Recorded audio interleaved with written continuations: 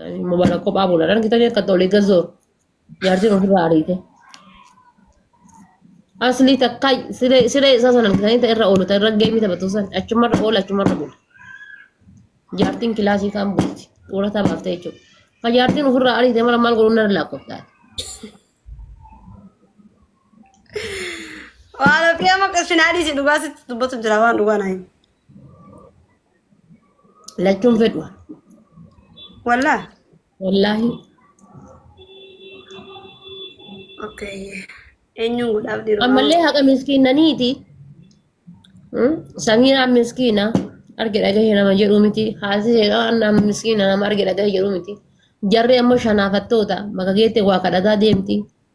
Hin fedhan. Takkaasa kadhatanii? Na kadhatanii maal argatan kadhatanii hafan malee. Waan ofii kan kijibnetti mubaarak takkaasa kadhatee beeka. Kadhaan si ajjeesisa. Eenyu? Akkuma gisee ati na dhukkuba jettee boottunni fiigee gassi dhuu shakke.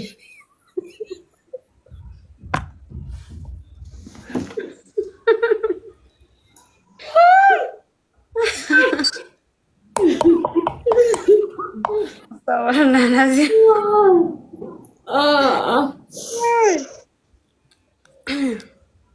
Mubarak obboleessa kiyya.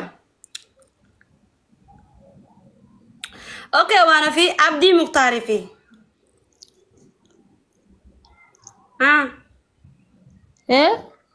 Abdii Muktaarii fi Abduu see kamira jaalatta. Kamitti heerumu yoo isin jaan itti heerumta. Ati warruma akka walii lamaan natti hin fidin rabbii jedhiiti. Warra akka waliiti Abdii Muktaarii fi Abduu seen. Habibti warra gisee fincaanu silkii qabatee shintifee dira keessa asadi taa'ee ba'ubar. Hai warruma akka walii nan fiddi. Wallaahi. Gisee fincaanu shintifee dira kan silkii qabatanii shintifee dira kan sa'a sadii achi keessa ta'an. Waan ol isaan godhan rabbi habiib. Wallaahi. Abduu seen ustaazaa bar maal taateet? Habibti ustaaza maaliiti? Shakshaakii maaltu sheeka godhe Abduu see? Wala Abduu seen. Bultiidhaaf garuu hin ta'u. Abdii Muktaar taaziyaan deebi'uuf ni ta'a bakka gaddaa. Maali nama gaddaa fakkaata?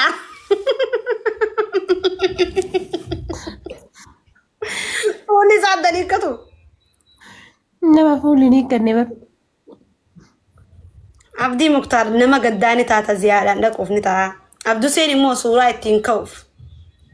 Suuraadhaaf si moggaa bareedaa gaachana qabaa dhaabbina qabaa. Abduu jechuun barna nama birriin takkitti shaantaa isaa san keessa hin jiraanne irree akkana godhaa deemaa bar.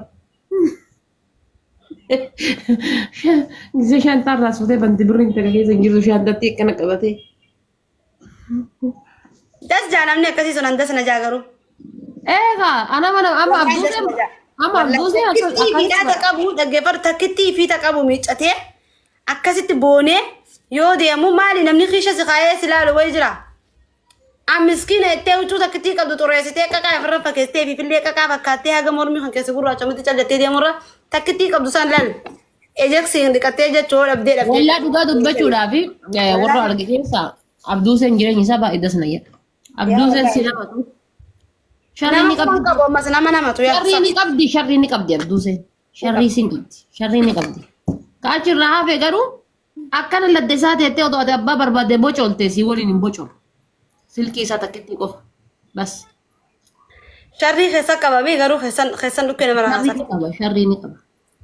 Silaa akka isaati namni tokko hin jiraatu addunyaa kanarra isa bicha jiraata waa hunda dhuunfate. Ameerikaa fa'a isa bicha deema silaa namni tokkichi achi hin seenu. Adda sharrii isaatiin jechuudha. Waraabbattanii miti deema suuraa irra hidha. Taaptaap godha. Taaptaap isin haa godhu uummata mataa quluu. Abdusee. Way Abdusee. Taaptaap godha waraabbattanii miti taap godha isin bilbilaa. Baaraaf musammaatii fi asli rabbumaa isinis warra ari'amtoota jaan warra saaloona bulu. Warra faayidaa warra walaba wanni baanii jira maali gaa sixoota yaasa manni wanni baansuun gaa. Sixoota maali? Wanni baansuun gaa taa xarafatti baansuun. Kafaranjiin nama baaftu sun maqaan isaa maal inni? Wixxeetii. Wixxeetii maal wixxeetii maal fiddeetii wixxeetii qabdi wixxeetii wayituun qabani. Kafaranjiin nama baaftu sun maal jedhama gaayis? Xuurata. Xoorata. Komantii naa barreessa malee mi'a wallaahi wixxeetii jaasitoota ajaa'ibaa takkana. Witteeti maal qaban? Biyya faranjiitti bar waan adda dalagattee taaksii maalii jedhanii sirraa muran kana gaafa tuulataa baate nyaata. Jarri waa takka dalagattee lafaan qabdu. Sa. Amma xoorataa baanii jira Mubaarakii fi Asliin. Yaa Rabbi nageenya kiyya eegadha. Intaloon tun ergama qabdii kan tarbiina godhaa jirtu. Takka wayii siyaasasisee beekaa haruma siyaasasisu jira inni. Natti erganii sil. Innaan ta'e taap godhame.